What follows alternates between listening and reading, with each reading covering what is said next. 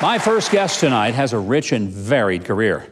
He was first in his class at West Point, then serving as a captain in the 7th Cavalry of the U.S. Army, graduating from Harvard Law School, becoming a Kansas congressman, then headed the CIA. Mike Pompeo has served his country well. He is the current and 70th Secretary of State. I recently had a chance to sit down with him on a variety of issues, starting with the growing threat to our friends in Israel and Europe. Is Iran testing the waters with the U.S. and the U.K. and other European nations? I mean, you're trying to figure out, what are they doing?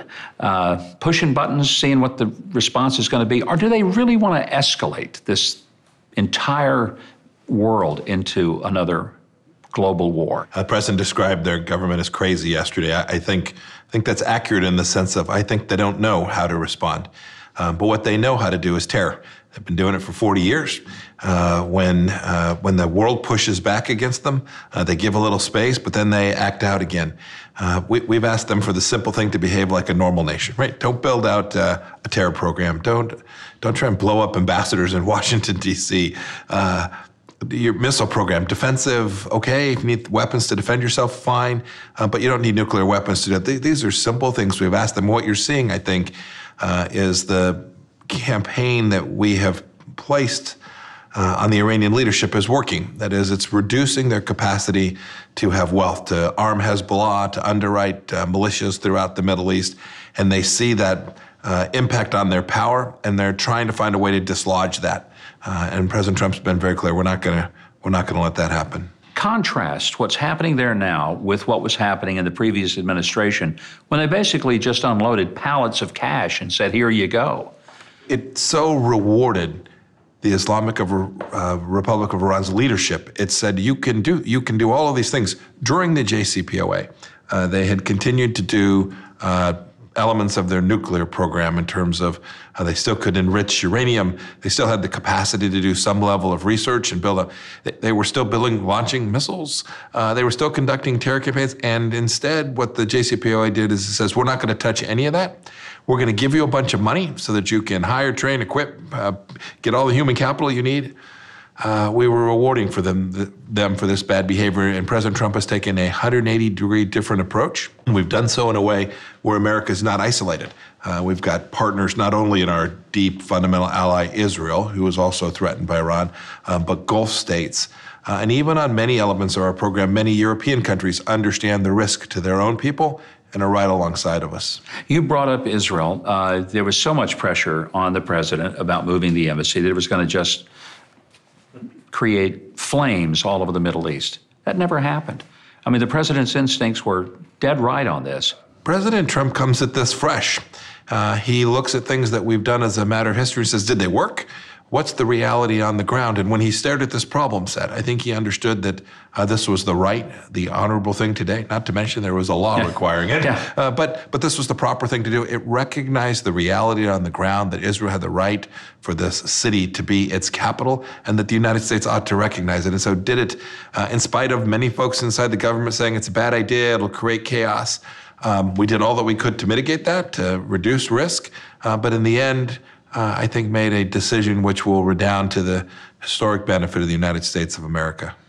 The president has also given you and the government instructions on China about putting pressure on them, not only in the way that they have cheated on the trade deals, but also against intellectual theft, which has hurt a lot of American companies. What President Trump has done effectively is he said no more. We're gonna only demand that you treat us the same way we treat you, that our trade relationship will be fair and reciprocal, and you have to treat our companies with respect. If you want to invest in America, fantastic, we'd welcome that, but it's gonna be on terms that are identical to when American businesses want to invest in China. That's appropriate. It's transparent. It's difficult. The Chinese are resisting for all the reasons that you can guess.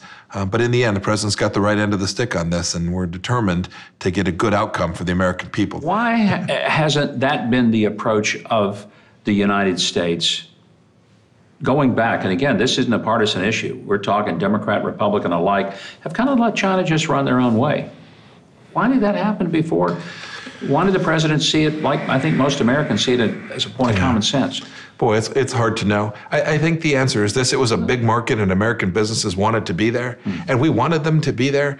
But I think the history has shown, I think time has shown that, and I've talked to many business leaders who say, yeah, we went to China, we look like a big market, we thought we could do really good things there, and we always believed we'd make money next year, that we'd be treated appropriately, and that these things would change, that if we just went there and engaged, that the nature of the regime would change.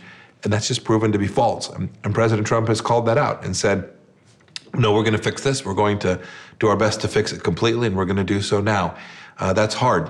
And there has been disruption associated with that. It's not free to get there. It's hard stuff. To get these trade deals right is not easy. But President Trump is determined to do it. It will benefit American workers for decades to come when we get this relationship right. And I'm very confident that we ultimately will. The president's been a real leader in the area of religious liberty, not just in the United States, but across the world.